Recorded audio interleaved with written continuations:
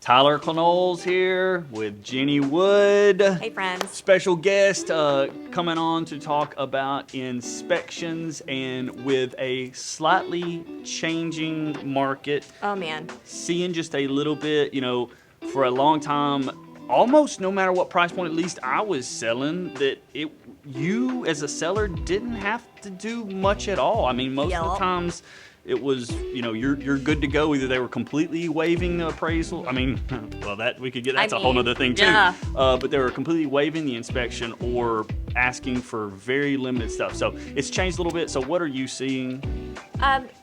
Yes. So again, when you're in those highly competitive price points still, the $350 and below, those buyers and sellers are still seeing generally inspections either being waived or very minimal. Yeah. But when you start getting into those less competitive price points or situations, we're starting to see inspections come back. Yep. Or repairs come back. And sometimes it's not a huge deal. Sometimes it's major defect only. Sometimes it's within a certain dollar amount. We're not going to ask for repairs under $5,000 or something like that.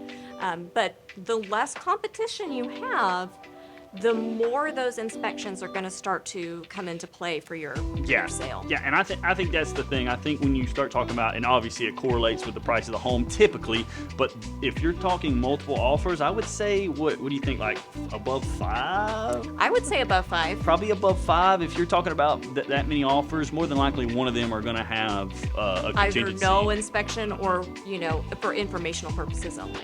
Yeah. So for instance, a lot of my listings recently, I haven't had anything. In this last one, we had to do it as the contract intended, which I don't think is the end of the world.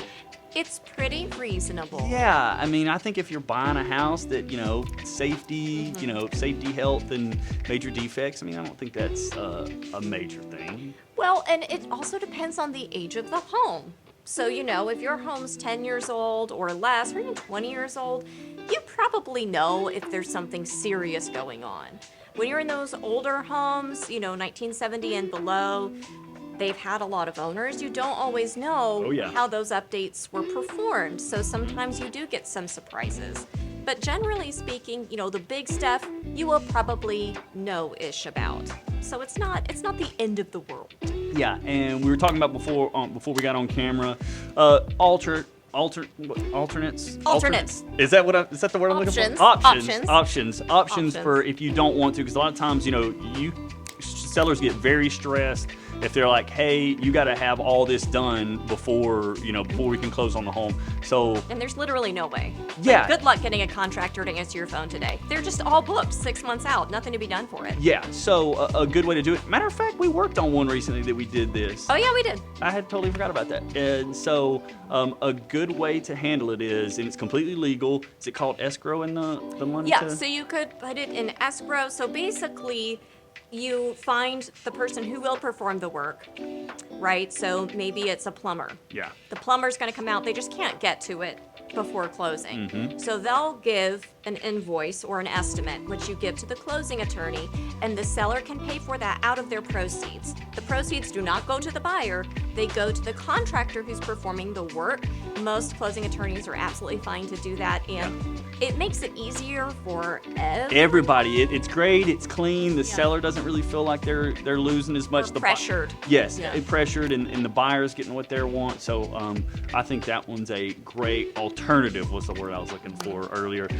Anything else to talk about inspections, changes? So let's talk about what inspection for informational purposes means. Because sometimes buyers write this or include it, and they still think that if something huge comes up, they get that repair. But if you put inspection for informational purposes only, that means the seller is not going to make any repairs. You're basically inspecting to know what you will have to fix post-closing. So you get that honey-do list from the inspection, and you know, okay, these are the things I want to address. This is the stuff I can deal with that's not a huge deal. So it's important to understand the difference between no inspections, inspection for informational purposes only, and inspection for major defect only. In our area, and that's different probably per every area, every state, In our area, we have an addendum that specifies what a major defect is. Generally, it's fairly well laid out, but it's important to understand the difference between the three of those and what they mean before you put them in your offer. Yeah, and because it gets accepted. Yeah, because the first one she's talking about, legally, you don't have an out, right? I mean, they find out the home's falling in. I don't think. It would be challenging. Yeah, it's definitely not going to be clear, cut and dry. Normally, with a major defect, or if you don't write anything in the contract, you just take it at its face value. If you come in there and the house is falling apart, well, if they're not willing to fix it, it's pretty Right. like It's black laid out and white. already in the contract. Hey, The they got to rules. give you your Yeah. earnest money back. Supposed to, at least, and you can be done. But what she's talking about, if you get in a scenario like that. So don't do it unless you mean it. Yeah, exactly. 100%. And the major defect thing too is a good alternate to that. It is, and just keep in mind, be realistic about what a major defect is. Like I said, our inspection addendum does outline what that is, but you have to understand for your own mind what a major defect is. So we know what the contract says it is, but if you are just freaked out by certain things, maybe you've had a bad past experience, Yeah, that happens a lot. then you maybe want to have those checked out, if you can, by a miracle before you put that offer. Or if you see something readily apparent that gives you the EBGBs, just don't even write it. Yeah. Yep. And that was happening a lot when things were getting really crazy. People were hopping into. Yes, they were, and contracts were falling through. I think that's interesting. We saw that happen more in the high pressure and high competition market because buyers had to make such quick decisions, Yeah. and they didn't have time to understand what all those things were before they submitted their offer. Exactly. And typically I would save this for another one, but we're doing a longer We're here. form thing. So I want to get into as is, and I see a lot of people put that into the sellers, and that's another thing. Those days are probably, that's probably a little tougher sell too. I mean, you can always do as is, but doing as is and getting the max amount of money as a seller is probably going to be a difficult tough. sale now. But as is. So from my understanding, even if you write as is, unless you write as is, including paragraph 4A, For correct? us. Because not everyone uses our board form contract, so in our area, yes. Okay. But it is important before you submit that offer, or when you get a verbal acceptance, like, hey, you were the highest, we like Yeah. you, to have that conversation and set those expectations up front. Yeah. Because sometimes you've got an estate and they literally cannot make the repairs. It would have to go through probate, or it would have to go through the trustee, and it's a pain. So it's important to get with the seller and the buyer and say, this is what we meant by as is. Yeah. Is that your understanding? But yes, unless you include or exclude. I think include. Include, right? yeah. I think As it- is, it- included, including, yeah, paragraph 4A. Then yes. And paragraph 4A for us, Yeah, and this is yes, that's a important good to thing. understand, basically means your heating, cooling, electrical, your major systems Yeah. have to remain functioning through closing. And generally, I mean, God, I don't even want to say it. I don't want to jinx Yeah. myself. But that kind of covers you if, let's say, you go to your final walk and the dishwasher is leaking.